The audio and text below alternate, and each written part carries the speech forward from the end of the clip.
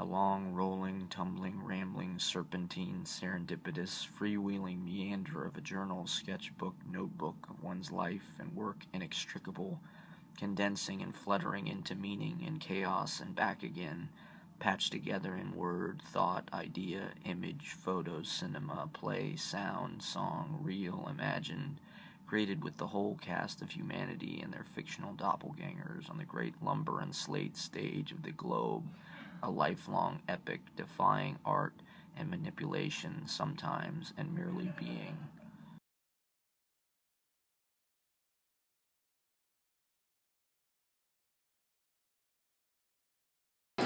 Whoever has no house now will never have one. Whoever is alone will stay alone, will sit, read, write long letters to the evening, and wander the boulevards up and down, restlessly, while the dry leaves are blown.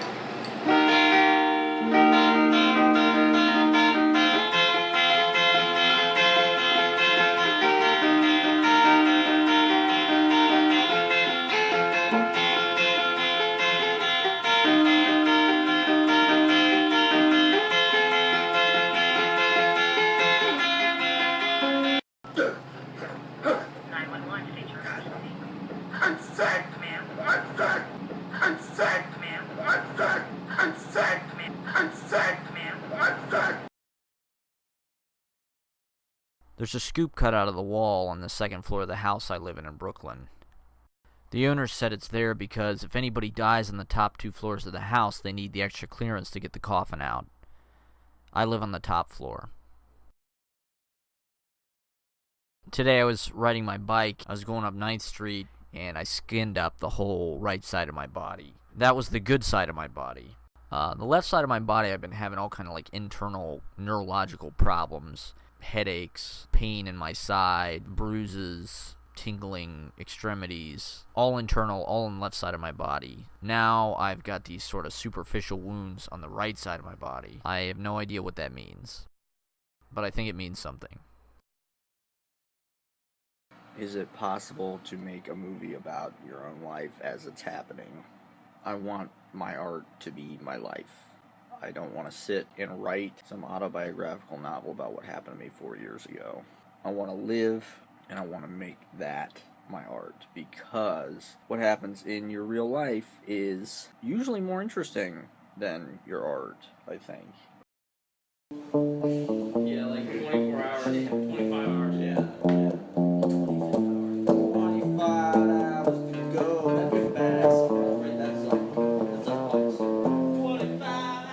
I want to write about my own life. I used to think there was some kind of allegory being suggested to me by fate, that my life was some kind of symbolic code I had to decipher in order to learn the proper way to live it. Maybe I still think that, but I'm more interested in the way that life weaves and unweaves meaning, like Penelope waiting for Odysseus. Coincidences are always fun and provide a burst of inspiration to the one who is living them, and off he goes to figure out if this is the coincidence that will settle his philosophy and put him on the steady, guided track of progress he has always meant to be traveling on.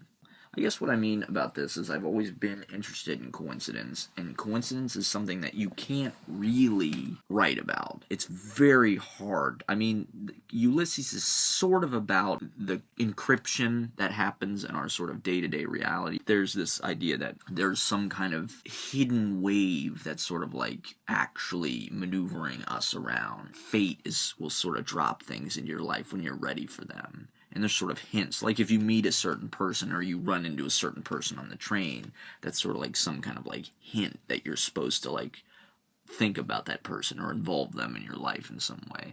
This is very hard to write coincidence in because it's one of those things that's like truth is stranger than fiction.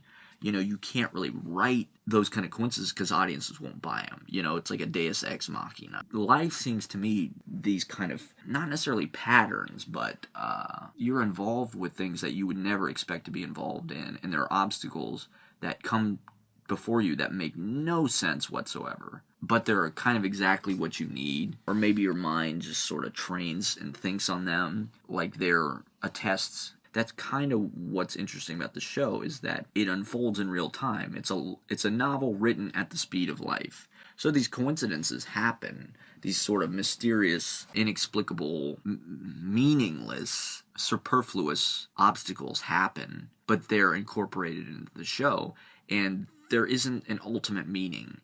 You know, meanings arise, they come and go.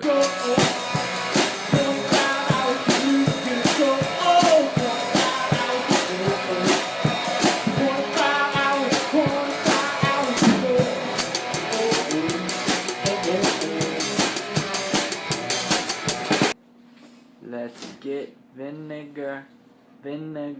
American colors. I want to run for president of the United States of America. It is a lot of responsibility to be the president, but I mean, it'd be pretty cool. Why? And I don't know. There'd be a bunch of like secretaries and stuff. I'm gonna fire a lot of people. And I'm gonna hire a lot of people. We're gonna have a 0% national unemployment. Did you inhale? Of course. You think Obama did? Yeah.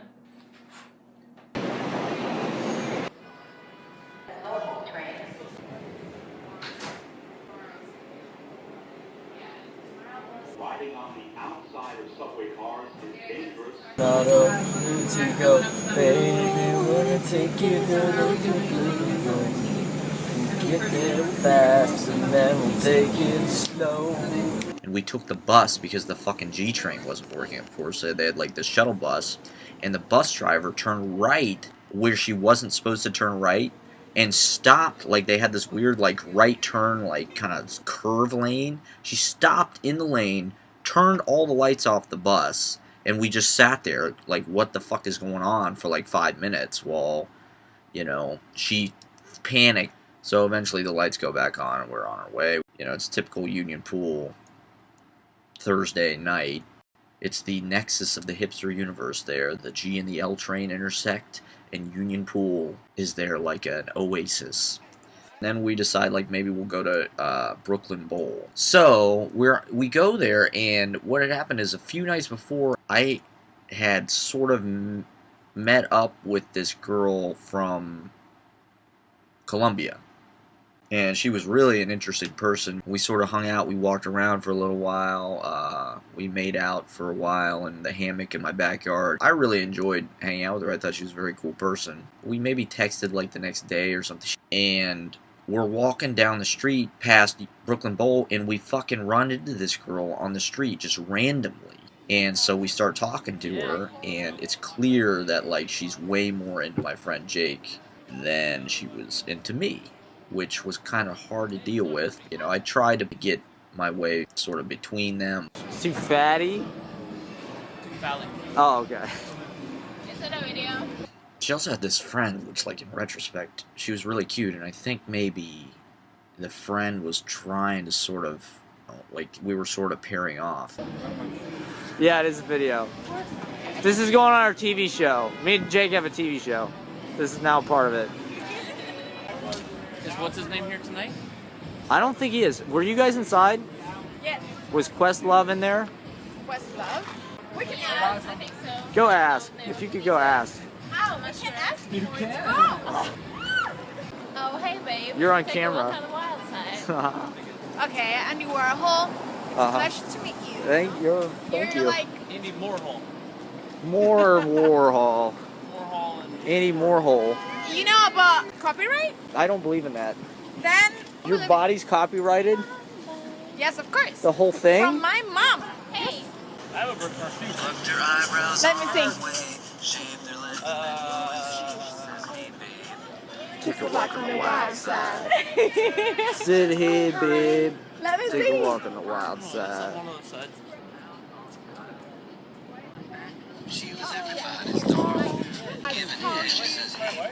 When you look in the mirror, I was like, I know that it's on. You just see yourself in the mirror and then you turn around and then you're good. It's like photogenic. But it's like symmetric. Like over the left and right.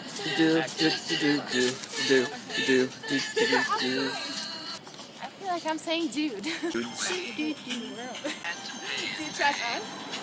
Right now? Yes? Yeah. That's fine. That's good. I should, right? Yes. I don't know why, like in retrospect, like I wish I would have kind of figured out what was going on and tried to get with a friend, you know.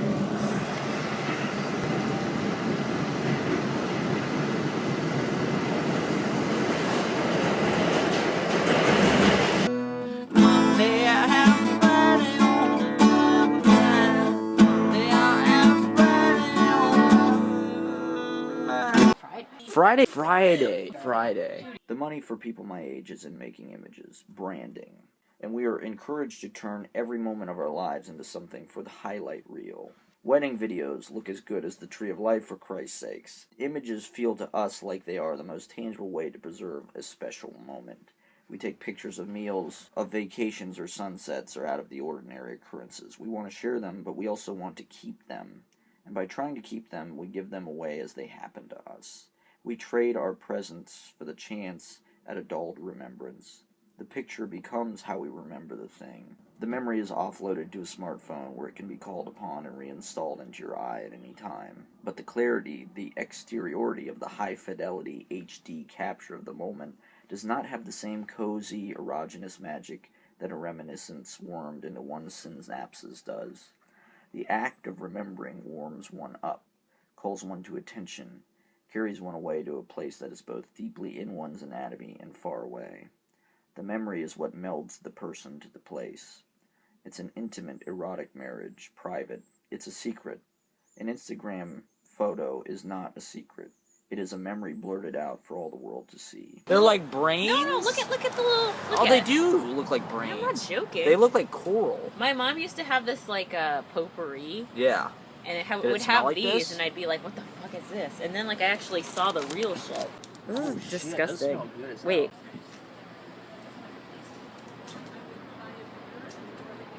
This is so sad. This is what you do on a Friday night. You really put your face in it, as it were. I put my face in it. You put the daisies gonna in laugh colored at me? water, and then the colored water dyes the daisies. No. That's why they have this. This is like some nature. Willy Wonka world. How have you not experienced this before? You know what, Jenna? I just What? don't stop and smell the flowers enough. So her and her hubby like make this gigantic. Don't use that word. What's wrong with It's using the so word hubby? gross. It's so gross. If you use the word hubby, you're What doomed about- to reading gossip magazines and being an ant for the rest of your life. I'm not opposed to that. I've seen pictures of it. Well, do you want to pick out a movie? This is extra meta right here. I am really impressed with the DVDs they got. No, this is good stuff because they got like all the classic, like Arsenic and Old Lace. Like, how do you not love that movie? I've never actually seen Arsenic and Old Lace, Okay, no. it's delightful. It's I kind of like- want to name my kid Friday. Friday's a great name. I Yeah. love that name. I think it's I don't know, my fantastic. kid- It's such yeah. freedom. It's like freedom. Friday. It's one of the most beautiful words in the language. I've seen all the Charlie Chaplin movies, you know, all the Buster Keaton I was movies. gonna say Buster Keaton. Here we go. We got Orson Welles as King Lear. That's so heavy. Yeah, that's super heavy. In more ways than one. Oh, we're watching The Birdcage.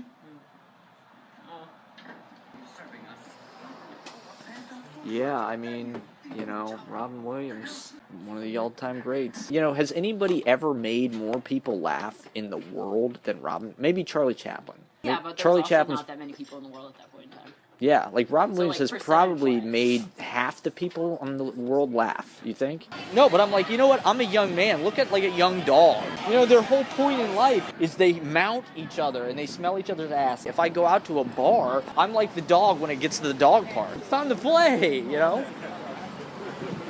He's a mush. He's like, I'll see them coming.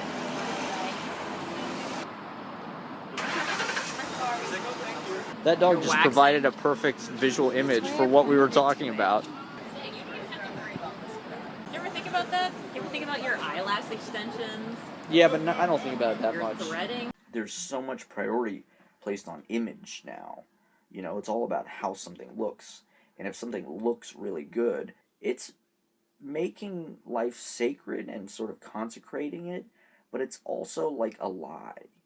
You know, it's the same thing that with, like, the way our fruit is being manipulated, and the way that images in magazines are being airbrushed and things. You know, like, when you buy a tomato at the store, it looks exactly like how you want a fantasy tomato to look. You know, it's juicy, and its skin is just, like, unblemished and red, but it's been made that way through all these chemical kind of processes. You know, whereas if you ate a real tomato off the vine, it would be kind of pocked and bruised and gross, but it would be a real fucking tomato. You know, it would have it wouldn't be a lie, you know? And so everything in our, you know, images are becoming impressive to us now. And it's a way of selling things that aren't real.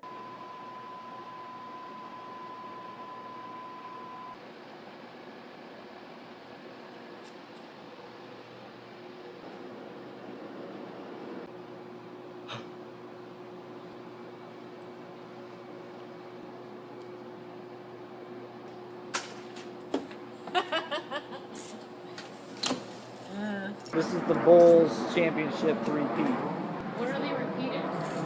Their championship. They had a 3-peat. Want 1-peat, not a 2-peat, a 3-peat. This is a word we invented in the Midwest. 3-peat. Fuck yes. Fuck yes. Fuck yes. Phil Jackson. Michael Jordan. Dan Marley. Charles Barkley, baby. Destiny. God, this movie is speaking to me about life. This is teaching me how to be a fucking winner. Oh yeah, Brooklyn, baby. Oh shit, there's the World Trade Center though. I feel like there's music here. I can't tell if it's... Yeah, turn it up. I can't. I don't know which way to go. Other way. Other way? No, other way. Other way? Weird. Fuck, what happened to music? Are you kidding me? We got a Saturday Night Fever tape with no fucking soundtrack? Yes. Oh, that was a choice. That was amazing. This whole movie's gonna be music. We're gonna start with silence. God damn, this is sexy. It looks like a porno movie. Everything looked like a porno in The 70s was just a big porno that lasted 10 years. Just people with mustaches and gold chains, perms. Oh, he's just doing his thing. But see, he can't get it during the day. He's got to go into the subterranean night world of dance. Dude, this is just like my life.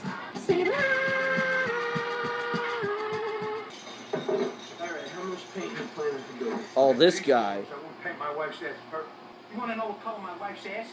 That guy's like the greatest actor on the planet for those kind of parts. My wife's ass. Nobody bitches about his wife's ass. Like more than that guy. My fucking wife's ass. My wife is this fucking fat bitch. Fuck the future. I wanna dance.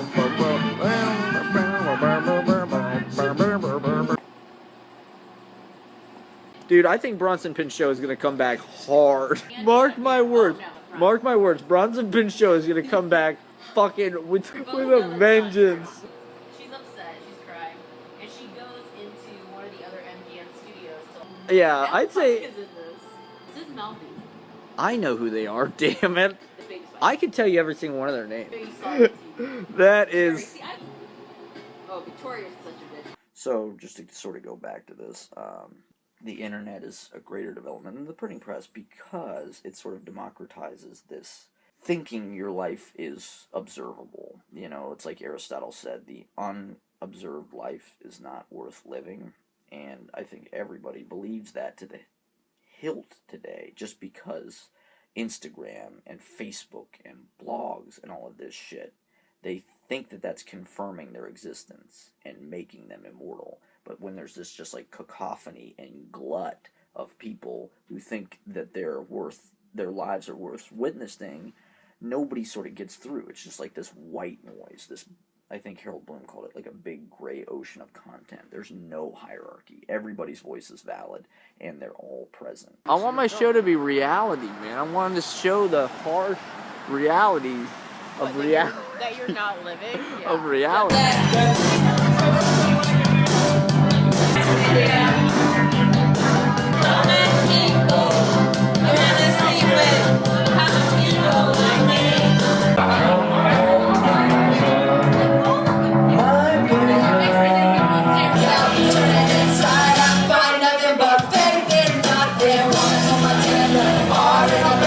What you spend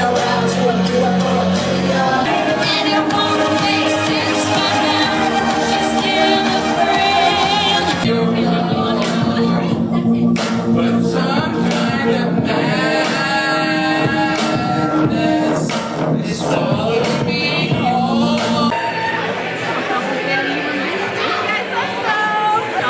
You said that if there was a video game of my life, you would play it. That's such a great compliment. All right, let's go. Wait, am I Are you singing? recording? Yeah. Alright, I'm going too fast. I'll slow down. This is, I'm too close to you. Like, give me Yeah. a second. Alright, you go. My legs are shorter than yours, so that's why it's a problem.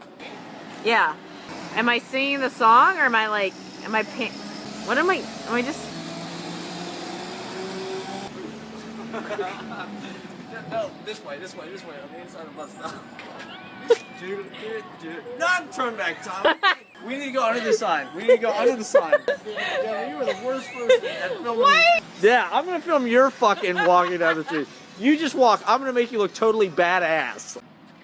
No, that doesn't work. I'll film my own fucking Saturday Night Fever sequence. Wait, Matt, I don't think you know what these are. Do you know what these are called in Australia? Those orange cones? Yeah. They have a name for them. It's a very funny name. Guess. Rima. Like a person? An ass Rima. No, it's a witch's hat. What kind of witch wears an orange hat? That was nice. Thank you. Yeah. Dickhead, you know what this is? It's a witch's hat.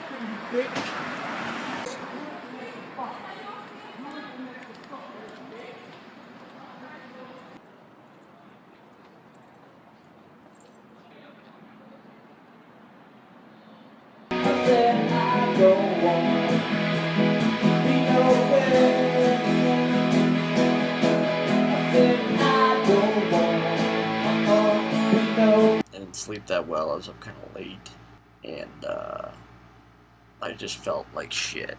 There's something about libraries and bookstores. There are times in my life when I've been to bookstores 3 times a week. You know, it's like doing the rounds. I go to the Strand, go to Housing Works, Mercer Street Books, Spoonbill.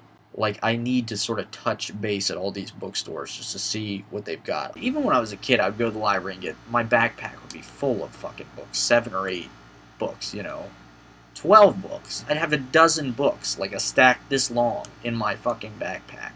I was standing in line ready to check out, and I thought, it hit me, like, because I've been real interested in Richard Linklater recently. Like, why don't I see if they have some books of interviews with him? He's somebody that really champions, the slacker lifestyle, for lack of a better word. There was this quote on the front page that I really probably needed to read from Robert Louis Stevenson, of all people. I went to Robert Louis Stevenson Elementary School. I rode my bike into the park, and I flipped open the book, and I came to this: idleness, so-called, which is not consistent doing nothing, but in doing a great deal not recognized in the dogmatic formularies of the ruling class, has as good a right to state its position as industry itself. It is admitted that the presence of people who refuse to enter in the great handicap race for 6 penny pieces is at once an insult and a disenchantment for those who do. So it was cool to just kind of like decompress and like lay on the, the Long Meadow in Prospect Park, which is probably like one of the most beautiful places in the world. I don't go to the park enough, it was a nice day. It's kind of exactly what I needed.